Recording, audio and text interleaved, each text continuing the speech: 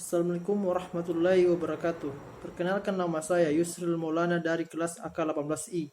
Saya akan memaparkan materi dari pertemuan 12, yaitu transaksi perusahaan yang memiliki hubungan istimewa terkait jual beli obligasi sesuai apa yang telah Pak dosen telah berikan kepada saya sekaligus sebagai tugas final. Langsung saja. Pertama, kita mesti ketahui transaksi obligasi antar perusahaan, di mana pada suatu perusahaan menerbitkan obligasi, kewajiban obligasinya akan mencerminkan tingkat suku bunga pada pasar yang berlaku saat ini. Namun perubahan tingkat suku bunga pasar akan menciptakan disparitas antara nilai buku dan nilai pasar kewajiban tersebut. Jika suku bunga pasar meningkatkan, nilai pasar kewajiban akan lebih kecil dari nilai bukunya dan perusahaan penerbit akan merealisasikan keuntungan. Menurut prinsip-prinsip akuntansi yang berlaku umum, dalam keuntungan tersebut tidak diakui pada pembukuan perusahaan penerbit. Demikian juga dalam penurunan suku bunga, pasar akan menimbulkan kerugian yang direalisasikan dan tidak diakui. Yang kedua, keuntungan dan kerugian konstruktif atas obligasi antar perusahaan. Keuntungan atau kerugian ini disebut konstruktif karena merupakan keuntungan atau kerugian yang direalisasikan dan diakui dari sudut pandang entitas konsolidasi, tetapi tidak dicatat dalam pembukuan terpisah perusahaan afiliasi pada saat pembelian. Yang pertama yaitu keuntungan dan kerugian konstruktif atas obligasi adalah keuntungan dan kerugian yang direalisasikan dari sudut pandang entitas konsolidasi yang timbul ketika perusahaan membeli obligasi perusahaan afiliasi dari entitas lainnya pada harga selain nilai buku obligasi tersebut.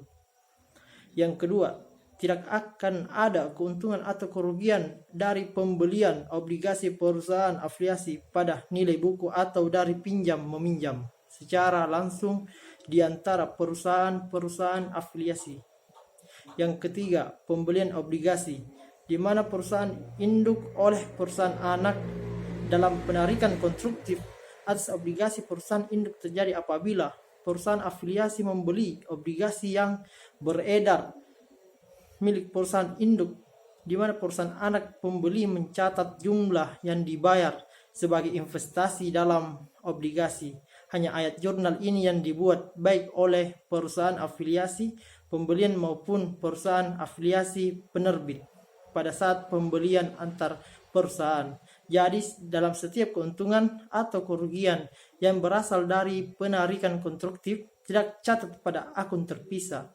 Mengapa demikian? Perusahaan afiliasi, perbedaan antara akun kewajiban obligasi dan investasi obligasi pada pembukuan itu perusahaan induk dan perusahaan anak mencerminkan suatu keuntungan atau kerugian konstruktif, dan kita mesti ketahui bahwa akuisisi obligasi itu dibagi menjadi dua, akuisisi obligasi perusahaan induk dan akuisisi obligasi yang perusahaan anak.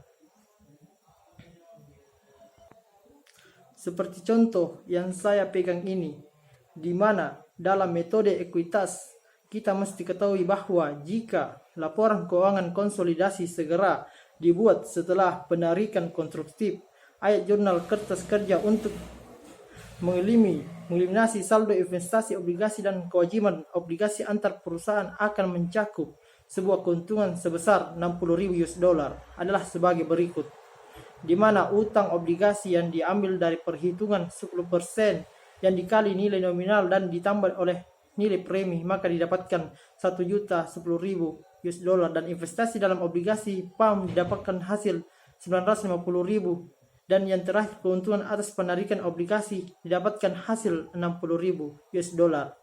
Maka demikianlah kesimpulan saya atau materi saya yang paparkan.